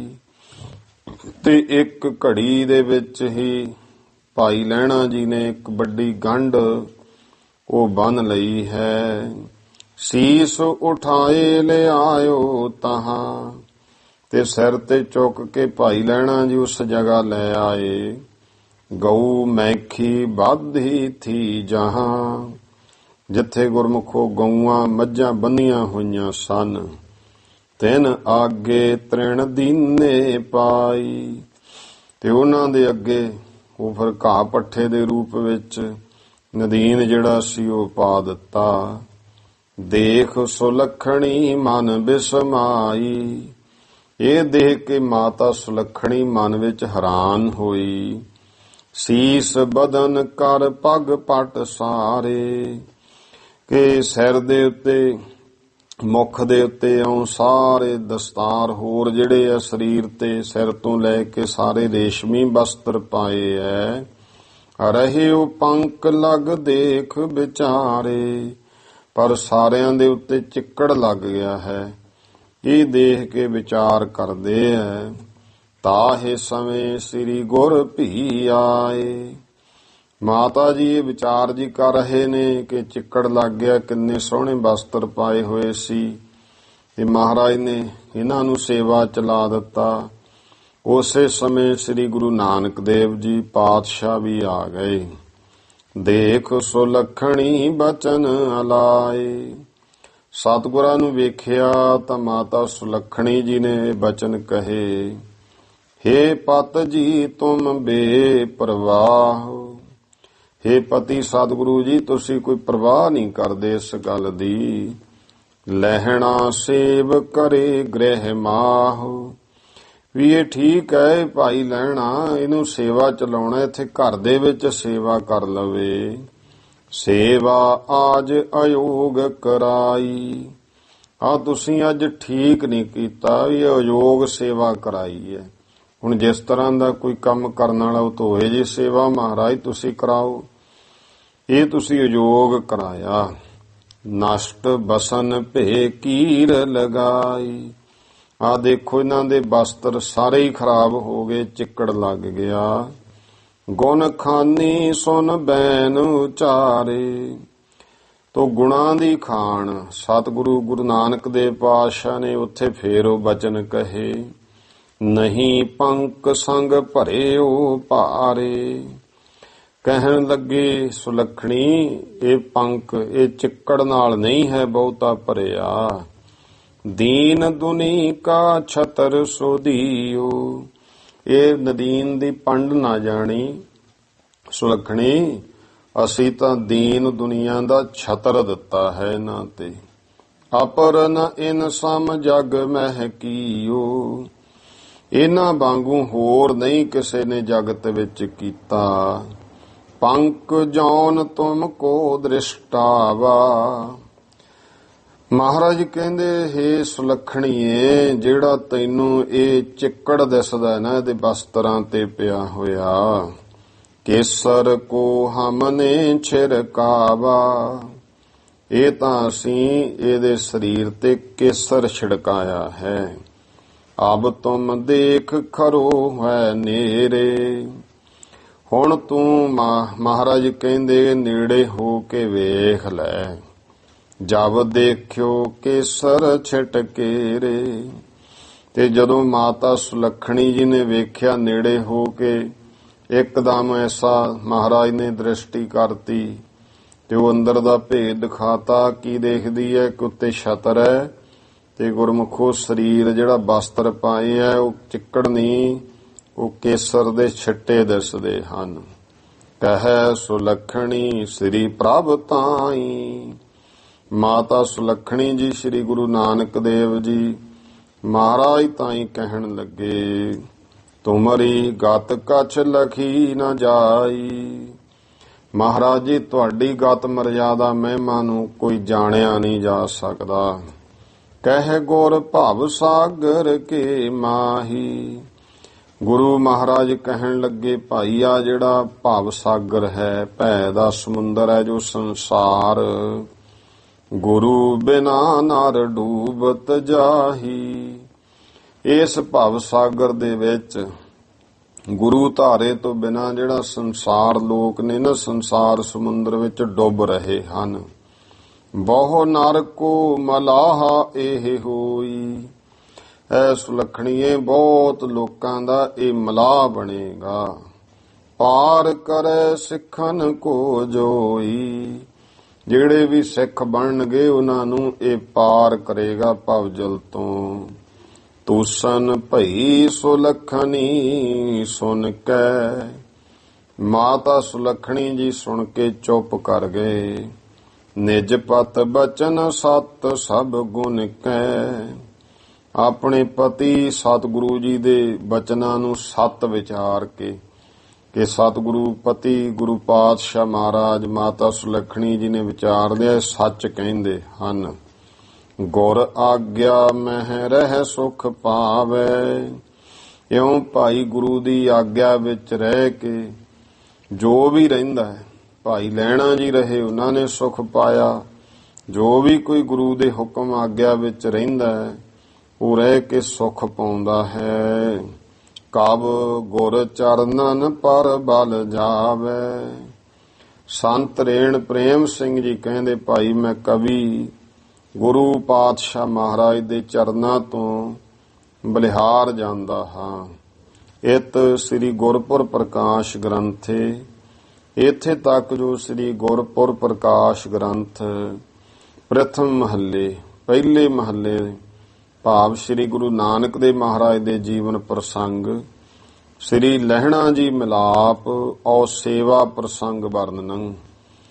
ਇਹ ਜੋ ਗੁਰੂ ਪਾਤਸ਼ਾਹ ਮਹਾਰਾਜ ਦੇ ਚਰਨਾਂ 'ਚ ਭਾਈ ਲਹਿਣਾ ਜੀ ਕਿਵੇਂ ਆਏ, ਕਿਵੇਂ ਸਤਿਗੁਰਾਂ ਦਾ ਮਿਲਾਪ ਹੋਇਆ ਤੇ ਸੇਵਾਵਾਂ ਕੀਤੀਆਂ, ਇਹ ਪ੍ਰਸੰਗ ਵਰਣਨ ਕੀਤਾ ਹੈ।